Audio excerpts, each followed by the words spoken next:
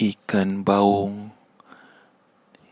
yang berisi tebal di dalam kuah asam pedas yang pekat dan panas beraroma daun kesum. Kalau dimakan dengan nasi panas, sedap ni. Tapi kau tahu tak, senang aja nak masak asam pedas ni. Tunggu sehingga akhir video ni.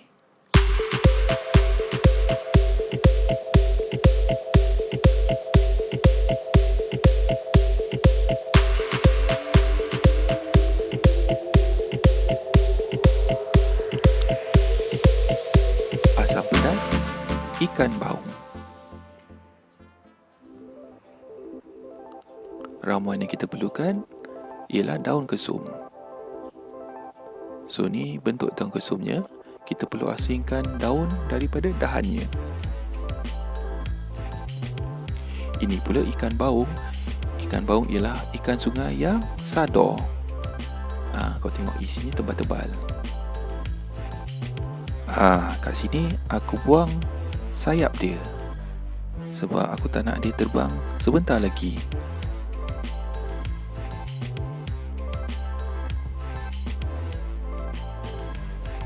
Di sini ialah bahan-bahan untuk menumis.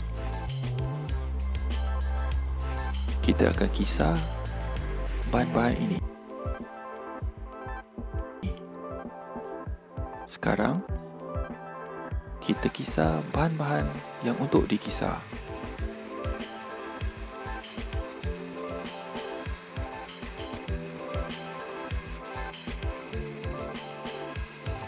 Kisar bahan tadi sehingga betul-betul lumat.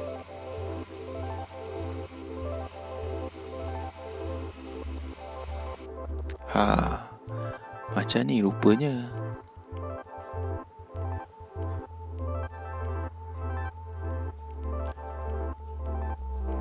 Panaskan minyak di dalam periuk. Kemudian tumis bahan-bahan yang telah dikisar tadi.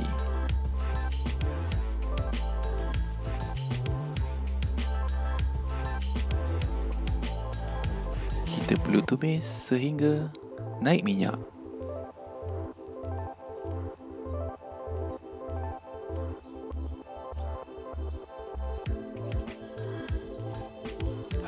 Dah naik minyak pun. Bahan-bahan ni kita nampak pekat, betul tak?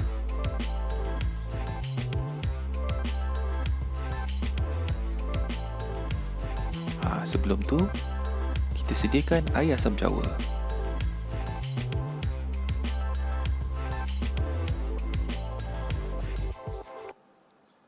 Dan kita ambilkan satu cawan air untuk melarutkan larutan tadi, supaya kita ada kuah yang mencukupi untuk kita masak ikan kita.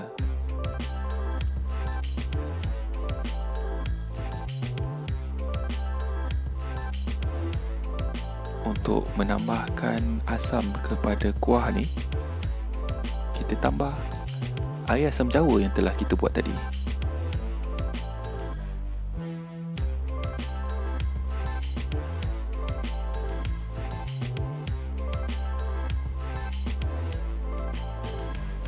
Kita boleh tambah garam dan bahan perisa untuk menyedapkan kuah kita. Kemudian masukkan ikan baung ke dalam kuah.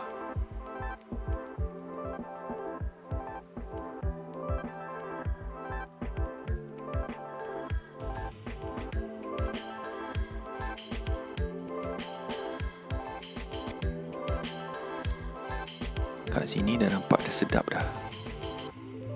Tunggu sampai dia mendidih.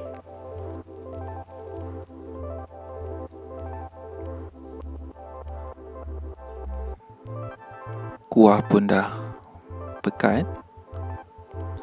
Sebelum tu, kita masukkan daun kesum untuk berikan aroma kepada kuah asam pedas kita. Jika kita ada bunga kantan, kita boleh masukkan juga.